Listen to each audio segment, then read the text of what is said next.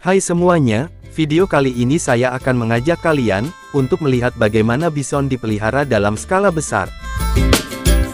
Kita juga akan melihat bagaimana babi dibesarkan untuk dijadikan potongan keras layaknya batu bata, namun sangat diminati dan harganya mahal. Kemudian saya juga akan mengajak kalian untuk melihat bagaimana sapi perah dibesarkan dengan teknologi modern, dari pakan hingga proses pengambilan susu, semuanya dikerjakan oleh mesin otomatis.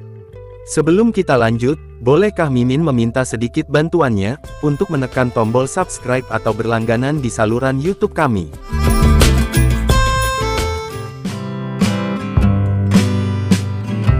Bayangkan seekor hewan sekuat tank, secepat Ferrari, inilah bison Amerika, makhluk yang dulunya berkeliaran bebas dalam kawanan yang tak terhitung jumlahnya, dan kini menjadi pusat konservasi dan kuliner.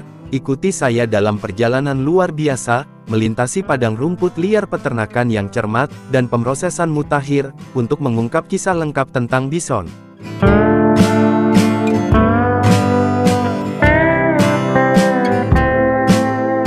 Ikon yang terlahir kembali, besar megah, bison Amerika sering disangka kerbau, adalah salah satu hewan paling ikonik di Amerika Utara, dengan berat mencapai 1 ton, dan tinggi hampir 2 meter, ia adalah mamalia darat terbesar di benua. Bison telah menjelajahi padang rumput Amerika Utara selama ribuan tahun, dan meskipun badan mereka besar, mereka ternyata atletis, mampu berlari pada kecepatan 55 hingga 60 km per jam, mereka dapat berlari lebih cepat dari kebanyakan manusia dalam hitungan detik, dengan punuk yang lebat, tanduk yang melengkung, dan rangka yang kuat.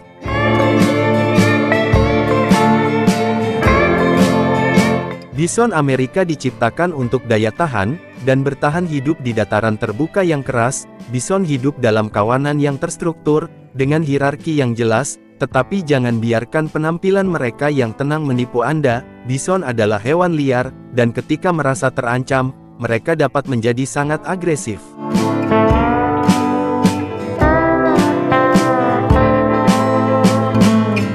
Selama musim kawin bison bersaing dengan cara menyerang, dan membunyikan suara bertempur, untuk mendominasi dan mendapatkan kesempatan kawin.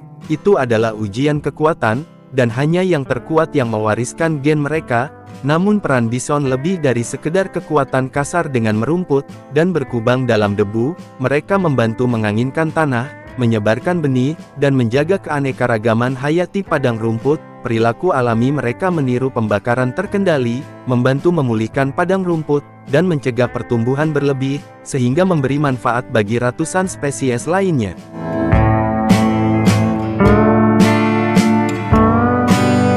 Saat ini ribuan bison hidup di peternakan swasta di seluruh Amerika Utara. Tempat mereka dibesarkan bukan hanya untuk konservasi, tetapi juga untuk diambil dagingnya, alternatif daging sapi tradisional, yang rendah lemak dan kaya protein. Setiap kawanan dikelola dengan hati-hati, dan dipasangkan untuk pembiakan, memastikan keragaman genetik, dan kesehatan spesies dalam jangka panjang.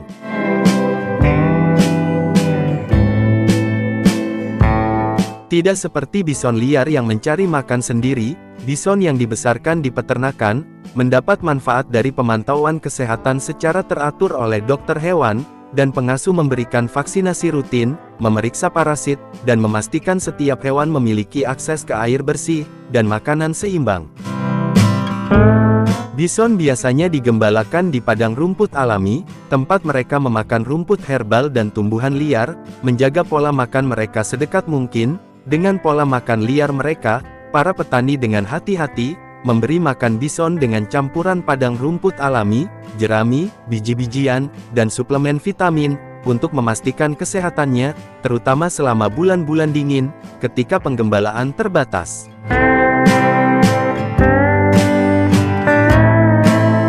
Dahulu kala lebih dari 30 juta bison berkeliaran di dataran Amerika, tetapi pada akhir tahun 1800-an, perburuan yang tak terkendali, menyebabkan mereka berada di ambang kepunahan. Menurut beberapa perkiraan, kurang dari 1000 yang tersisa di alam liar, karena sebagian besar untuk diambil kulitnya, dan kadang-kadang hanya untuk olahraga. Untungnya para konservasionis, dan masyarakat adat memimpin upaya untuk menyelamatkan spesies tersebut. Saat ini bison liar sebagian besar hidup di kawasan lindung, seperti Taman Nasional Yellowstone di Amerika Serikat, dan sebagian wilayah Saskatchewan, Kanada. Mereka berkeliaran dalam kawanan, merumput di padang rumput, dan membentuk seluruh ekosistem. Saat mereka bergerak di tempat-tempat seperti Yellowstone, helikopter digunakan untuk melacak kawanan, dan setiap bison ditandai dengan monitor kesehatan. Tim satwa liar bahkan memberikan vitamin dan dukungan nutrisi untuk memastikan kelangsungan hidup mereka dalam kondisi ekstrim. Industri daging bison memproses lebih dari 200.000 bison setiap tahunnya. Di Amerika Utara saja, di pabrik pengolahan, pertama-tama daging diperiksa kualitasnya dengan cermat, termasuk memeriksa tekstur, warna, dan kesegarannya secara keseluruhan. Setelah daging lolos kendali mutu, daging akan masuk ke tahap pemotongan. Daging bison dipotong menjadi berbagai potongan. Tahukah Anda, seekor bison dapat menghasilkan lebih dari 270 kg, 600 pon daging tanpa tulang, cukup untuk menyajikan ribuan makanan berprotein tinggi. Ditambah lagi daging bison memiliki protein hingga 25% lebih banyak, dan lebih sedikit lemak dan kalori daripada daging sapi, serta kaya akan zat besi zinc, dan vitamin B12. Saat ini permintaan daging bison meningkat di Amerika Utara, karena konsumen mencari alternatif daging sapi yang lebih sehat, dan ramah lingkungan. Daging kemasan didistribusikan ke toko kelontong, dan restoran di seluruh wilayah, dari padang rumput kuno hingga piring makan Anda. Perjalanan bison Amerika adalah kisah hebat tentang bertahan hidup, keberlanjutan, dan rasa hormat terhadap alam. Sekarang mari kita lanjut di pembahasan lainnya.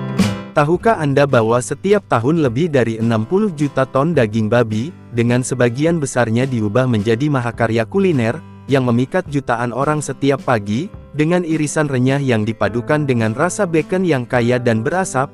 Ia telah menjadi simbol penting sarapan lezat dan gurih bagi peminatnya. Hari ini bergabunglah dengan saya dalam perjalanan luar biasa, di balik hidangan legendaris ini, di mana teknologi canggih dan gairah kuliner bersatu, untuk menciptakan setiap irisan daging asap yang memukau penggemarnya di seluruh dunia.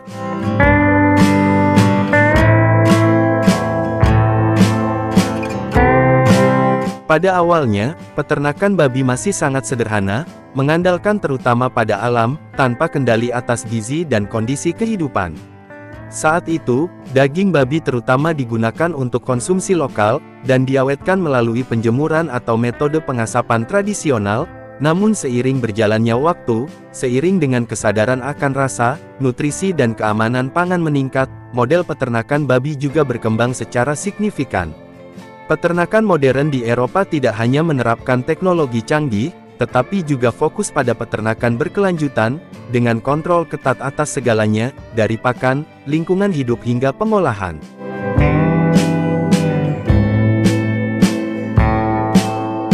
Selama minggu-minggu pertama, anak babi dipelihara dengan susu kaya antibodi induknya, yang memperkuat sistem kekebalan alami mereka, dan membangun fondasi yang kokoh, untuk pertumbuhan yang sehat. Makanan mereka sebagian besar terdiri dari jagung, gandum, dan vitamin tambahan yang diformulasikan secara cermat, untuk mengembangkan komposisi lemak perut ideal, yang dibutuhkan untuk menghasilkan daging babi berkualitas tinggi, dengan marbling merata, yang menghasilkan kerenyahan sempurna, dan cita rasa yang kaya.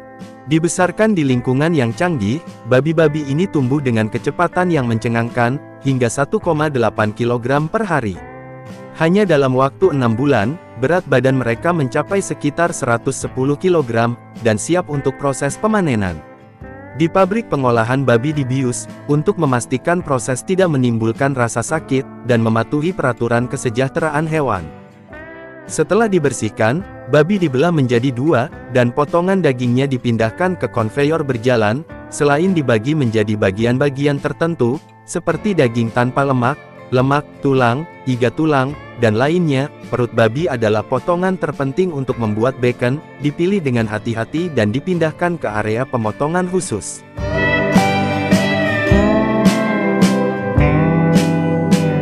Ada 2 metode pengawetan umum, pengeringan kering dan pengeringan basah.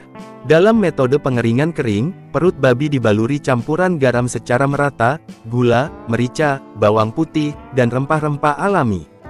Para pekerja dengan hati-hati mengoleskan bumbu ke setiap potongan daging dengan tangan, memastikan setiap irisan terlapisi sepenuhnya, sehingga rasanya dapat menembus jauh ke dalam serat daging. Daging yang sudah diawetkan kemudian dimasukkan ke dalam ruang pengasapan, di mana suhu dan asap yang dihasilkan dari kayu alami bekerja dengan sangat baik, di bawah kendali yang tepat, tergantung pada jenis kayu yang digunakan, yang unik memadukan asap dan bumbu menjadi cita rasa yang harmonis, unik untuk setiap adonan daging asap.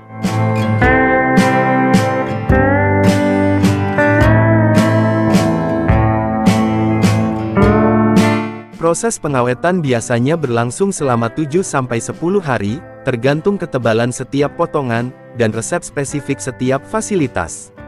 Untuk jenis daging babi premium tertentu, waktu pengeringan bisa diperpanjang hingga 3 minggu, untuk mencapai penyerapan rasa yang optimal. Setiap potongan daging ditempatkan di ruang ber-AC, biasanya dijaga pada suhu 2-4 derajat Celcius, dengan kelembapan 75 hingga 85%. Proses ini berlangsung selama 2-4 minggu, memungkinkan daging menyerap bumbu secara mendalam. Setelah memenuhi standar, lembaran daging babi yang sempurna diberi cap, dicap dengan tinta food grade, untuk menyatakan bahwa produk tersebut telah lulus pemeriksaan kualitas. Daging tersebut kemudian dipindahkan ke tahap pengemasan utuh, dengan setiap potongan biasanya berbobot antara 1,5 hingga 2,5 kg. Selain bentuk utuh, bacon yang diiris tipis juga banyak digemari karena kenyamanan, dan kemudahan penggunaannya dalam makanan sehari-hari. Potongan daging babi persegi panjang besar diiris tipis dengan presisi tinggi, biasanya memiliki ketebalan 0,8 hingga 1,5 mm. Setelah diiris, bacon disusun rapi berlapis-lapis di atas nampan cetakan, memastikan tidak hanya presentasi yang menarik, tetapi juga membuatnya lebih mudah untuk dilepas dan digunakan. Terakhir, nampan berisi bacon disegel menggunakan kemasan vakum, atau kemasan atmosfer yang dimodifikasi, untuk memperpanjang umur simpan, menjaga kesegaran, rasa, dan warna yang menarik daging babi, hingga sampai ke tangan konsumen. Bacon bukan hanya sekedar makanan, ini adalah bagian tak terpisahkan dari kehidupan kuliner Amerika, di mana rata-rata orang mengkonsumsi hampir 8 kg setiap tahun. Tidak hanya di AS, bacon juga sangat populer di Inggris dan Kanada, di mana ia ditampilkan dalam hidangan nasional, seperti bacon poutine, mencerminkan identitas kuliner masing-masing negara. Dengan rasa yang sedikit asin, aroma asap yang menggoda, dan kerenyahan yang memuaskan, bacon tidak hanya meningkatkan rasa hidangan apapun, tetapi juga menjembatani generasi, menghadirkan kenangan makan malam keluarga, dan kumpul-kumpul di akhir pekan dengan rasanya yang unik. Bacon telah menjadi makanan kenangan, dan koneksi potongan kecil yang membawa kegembiraan dan identitas budaya. Sekarang mari kita lanjut di pembahasan lainnya. Industri susu merupakan sektor utama dalam pertanian global, dengan banyak negara memainkan peran penting dalam produksi dan pasokan susu. Kali ini kita akan mengungkap rahasia yang belum banyak diketahui, di mana teknologi, pertanian dan inovasi bertemu, untuk memahami mengapa industri peternakan sapi perah mampu berkembang pesat.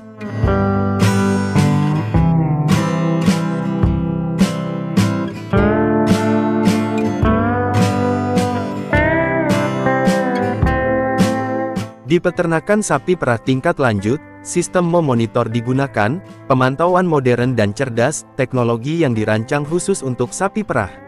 Metode ini memungkinkan pelacakan indikator kesehatan secara terus-menerus, waktu perenungan, tingkat aktivitas, dan siklus estrus, untuk memastikan sapi menerima perawatan yang paling efektif.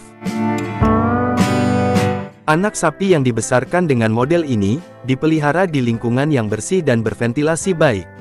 Mereka diberi kolostrum segera setelah lahir, untuk meningkatkan kekebalan alami. Mereka diawasi secara ketat untuk gizi, pertumbuhan, dan kesehatannya. Di dalam peternakan, kawanan ternak dirawat dengan cermat, dengan makanan seimbang yang mencakup jerami, rumput segar, dan suplemen kaya nutrisi. Diet ini tidak hanya mendukung pertumbuhan fisik, tetapi juga membantu mempertahankan produktivitas susu yang tinggi. Selain itu, sapi-sapi dibiarkan merumput bebas di ladang-ladang yang luas, di mana mereka makan rumput segar setiap hari. Padang rumput ini dirawat dengan hati-hati, dan disiram secara teratur, dan dirawat dengan baik, untuk memastikan mereka tetap subur dan bersih, menyediakan sumber pakan alami yang melimpah. Hal ini memungkinkan sapi bergerak bebas, mengurangi stres, dan meningkatkan kualitas susu secara berkelanjutan. Saat waktunya pengumpulan susu, alih-alih menggunakan metode manual tradisional, peternakan ini memanfaatkan mesin modern. Sapi-sapi dipandu dengan hati-hati ke area pemerahan, melalui sistem gerbang baja otomatis, yang membantu menjaga ketertiban, dan menjamin keselamatan bagi sapi-sapi dan para pekerja. Prosesnya dimulai dengan petani yang memeras sedikit air susu secara manual dari setiap puting, untuk menghilangkan kotoran apapun, dan memeriksa kondisi ambingnya. Di peternakan sapi perah modern saat ini, gambaran petani memeras susu sapi dengan tangan, secara bertahap telah menjadi sesuatu dari masa lalu. Sebaliknya, teknologi canggih telah mencapai setiap sudut kandang, membuat peternakan sapi perah lebih tepat, higienis, dan efisien.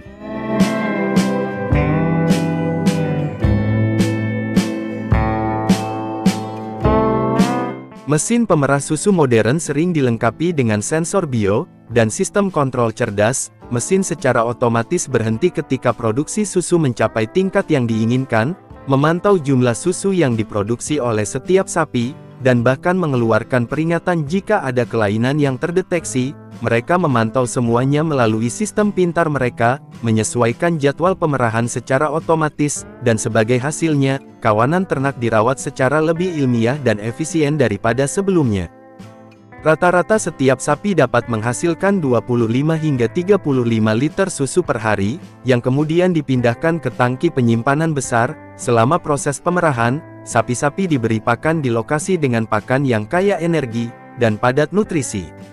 Setelah proses pemerahan selesai, sistem secara otomatis memutus, dan melepaskan dengan lembut tabung pemeras susu dari ambing sapi. Gerbang otomatis terbuka, sesuai dengan program yang telah ditetapkan. Terbiasa dengan rutinitas, sapi perah berjalan dengan tenang dalam satu barisan, kembali ke area perumahan yang telah ditentukan. Dari tangki penyimpanan besar di peternakan, susu segar segera dipindahkan ke pabrik pengolahan melalui sistem tangki dingin tertutup, untuk menjaga kesegaran dan kualitasnya. Di sana susu mengalami pasteurisasi, diikuti dengan pemisahan lemak homogenisasi, dan fortifikasi mikronutrien sesuai. Kemudian dikemas secara aseptik dalam wadah khusus, siap didistribusikan ke supermarket, sekolah, dan rumah tangga. Sisa susu diangkut ke pabrik pengolahan keju, di mana perjalanan mengubah susu menjadi keju semi keras dimulai. Untuk menghasilkan 1 kg keju semi keras, dibutuhkan sekitar 10 kg susu mentah dari sapi lokal. Sebelum diproses, susu dibersihkan, dipasteurisasi, dan rasio lemak terhadap proteinnya disesuaikan dengan tingkat yang tepat. Susu kemudian dipindahkan ke tong pengolahan keju, di mana enzim rennet ditambahkan untuk memulai proses koagulasi. Dadi tersebut kemudian ditekan di bawah tekanan tinggi, untuk membentuk balok keju yang padat. Setelah dibentuk, keju direndam dalam air garam selama sekitar 48 jam, langkah penting yang meningkatkan rasa, dan memperpanjang umur simpan. Keju semi keras disimpan pada suhu yang ketat, dan kondisi kelembaban selama sekitar 5 minggu. Rasanya yang unik berkembang secara bertahap sebelum dikemas, dan setelah matang sepenuhnya, keju keras semi dikirim ke supermarket, restoran, dan dapur rumah, untuk dijadikan bahan utama dalam berbagai hidangan lezat. Sekian sudah perjalanan kita di peternakan sapi perah modern. Sekarang mari kita lanjut di pembahasan.